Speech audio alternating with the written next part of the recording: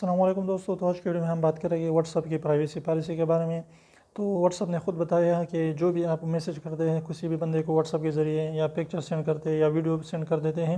تو what's app والے کہتے ہیں کہ وہ جو ہے جب آپ اس کو سینڈ کر دیتے ہیں تو وہ انکوڈ ہو جاتا ہے، اور جب وہ انکوڈ ہو جاتا ہے تو جو بھی واٹس ایپ کے امپلائیز ہے وہ اس کو نہیں دیکھ پاتے، اور جب وہ دوسرے بندے کے موبائل میں پہنچ جاتا ہے تو وہاں پر وہ جا کے ریکارڈ ہو جاتا ہے۔ تو اس طریقے سے وہ کہتے ہیں کہ ہمارے کسی بھی امپلائی جو ہے وہ آپ کی جو ہے میسیجز کو، پکچرز کو، ویڈیوز کو جو ہے بالکل نہیں دیکھ سکتا،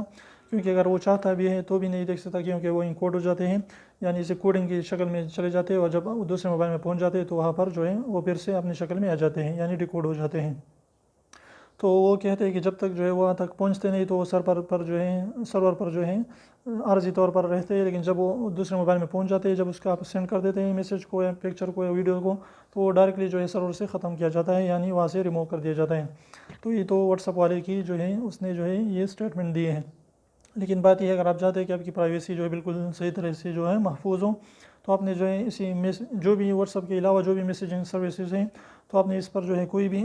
اس طریقے کے پرسنل جو بھی پکچرز یا آپ کی ویڈیوز یا جو بھی میسیجز ہیں تو اس پر سینڈ نہ کریں، اگر آپ جو ہے اپنی پرائیویسی چاہتے ہیں تو امید کرو چھوٹی سی ویڈیو کو پسند ہے تو پلیز ویڈیو کو لائک کر دیجیے، چینل کو سبسکرائب کرنا نہ بھولیں، اور ریڈ والے سبسکرائب کو ضرور ضرور دبائے، بالکل فری، اس کا پیسہ نہیں لگتا، تو ابھی سے کرنے کے لیے اس کو پریس کر لیجیے۔